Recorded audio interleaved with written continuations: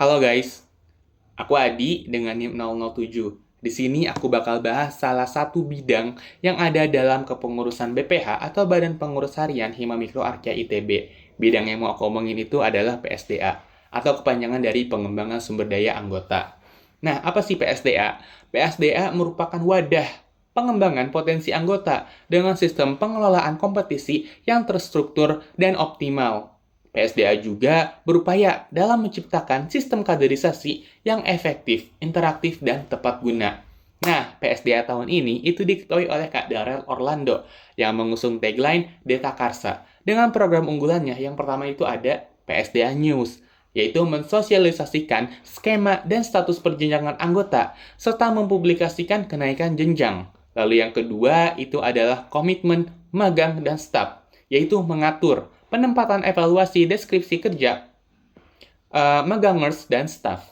Nah, PSDA ini mempunyai dua divisi. Yang pertama itu adalah divisi manajemen personalia atau MP dengan tagline yaitu The Good Persona.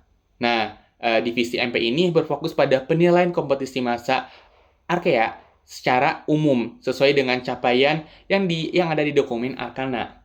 Nah, ketua divisinya saat ini adalah Kak Syafa Aminah Nur dengan implementasi fungsi atau infung berupa personal database Arkea atau PDA, yaitu sistem yang menyimpan dan memperbarui data anggota aktif.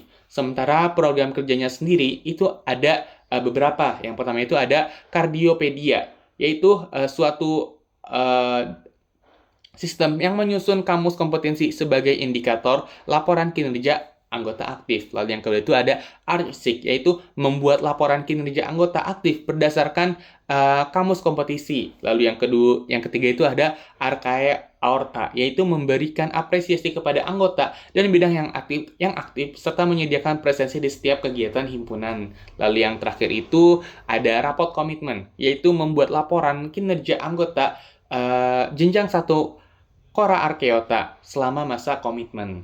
Nah, untuk divisi yang keduanya sendiri itu ada divisi kaderisasi dengan tagline yaitu The New Tempa. Nah, divisi kaderisasi ini yaitu untuk meningkatkan keterlibatan anggota dalam sistem kaderisasi yang interaktif dan juga terstruktur. Dengan ketua divisi saat ini adalah Kak Karisma. Nah, implementasi fungsinya sendiri itu ada beberapa. Yang pertama itu ada pendekatan personal, yaitu melakukan pendekatan terhadap anggota dengan nilai performa yang kurang berdasarkan ARSIK sebelumnya. Lalu ada Atrium 1 atau Sekolah Panitia KAA. Ini yaitu penyelenggaraan kaderisasi pasif untuk mempersiapkan panitia KAA. Lalu yang ketiga itu ada Atrium 2 atau Sekolah Badan Kelengkapan. Nah, ini juga sama melaksanakan kaderisasi pasif untuk mempersiapkan sebagai badan kelengkapan. Lalu ada KAA atau kaderisasi awal Arkea, yaitu menyelenggarakan proses kaderisasi pasif untuk jenjang nano Arkeota. Dan yang terakhir itu ada evaluasi Arkana nih, yaitu untuk mengevaluasi